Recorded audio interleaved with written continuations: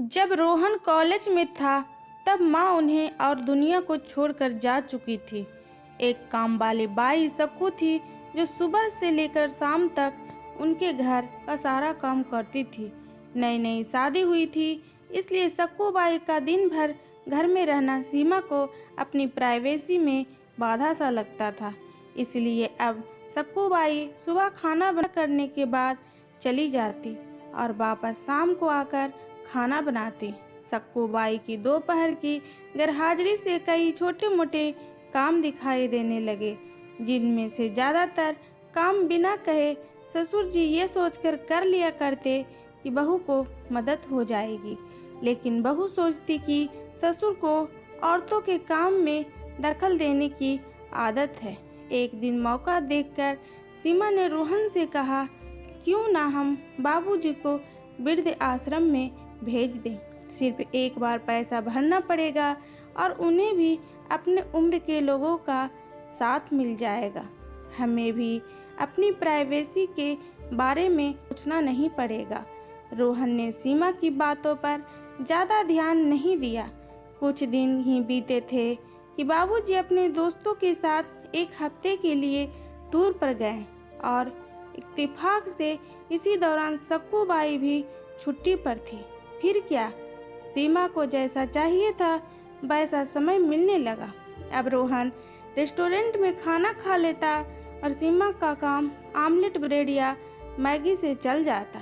खाना बनाने की टेंशन नहीं थी, लेकिन घर में निकलने वाले सारे काम तो अभी भी करने ही थे।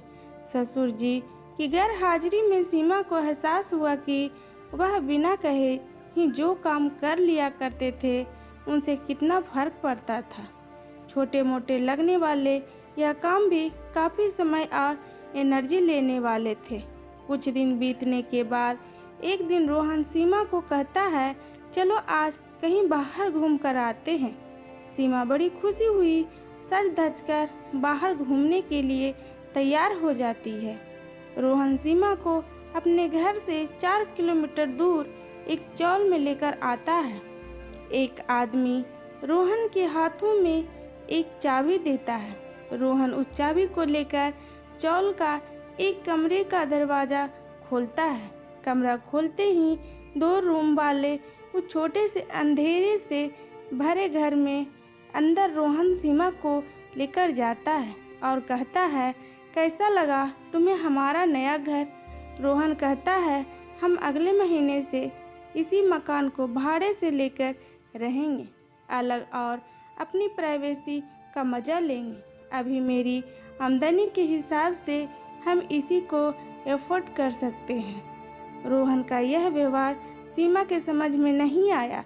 वह चौंकते हुए कहती है, हमारे पास इतना बड़ा घर तो है, फिर क्यों हम भाड़े से रहेंगे। रोहन उसे टोकते हुए कहता है, सोच समझकर बोला करो, वह घर हमारा नहीं है, वह माँ बाबूजी का है। तुम्हारे पास 1 महीना है सोचने के लिए कि तुम्हें आगे क्या करना है। दोनों वहाँ से वापस अपने घर लौट आते हैं। पूरे रास्ते सीमा के दिमाग में तरह तरह के विचार चल रहे थे। घर पहुँचते ही उसने रोहन से कहा, माना कि यह घर माँ बाबूजी का है, लेकिन क्या हमारा इस पर हक नहीं है। रोहन ने कहा, बिल्कुल है, लेकिन माँ बाबूजी के बाद जब तक वह हैं तब तक तो नहीं। अगर तुम्हें हक समझ में आता है तो तुम्हें जिम्मेदारियाँ भी समझ में आती होगी। सिर्फ हक के बारे में सोचकर और अपनी जिम्मेदारियाँ भूलकर स्वार्थी होना क्या भला अच्छा होता है। सीमा के पास रोहन के इस सवाल का कोई जवाब नहीं था। वह सोचने लगी कि उसने अपने शैक्षणिक सुख के स्वार्थ के लिए इतने नीचे गिर ऐसी घटिया सोच अपने दिमाग में आने दी। उसे मन ही मन पछतावा होने लगा।